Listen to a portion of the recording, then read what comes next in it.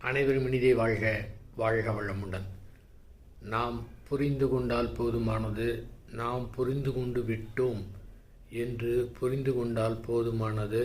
மனம் வேறு டைமென்ஷனுக்கு, வேறு பரிமாணத்துக்கு சென்று விடுகின்றது.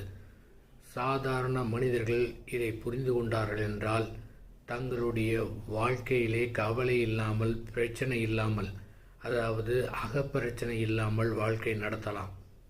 ஆனால் மாபெரும் தேடுதல் கொண்டவர்கள், மாபெரும் வீட்டு இயக்கம் கொண்டவர்கள்,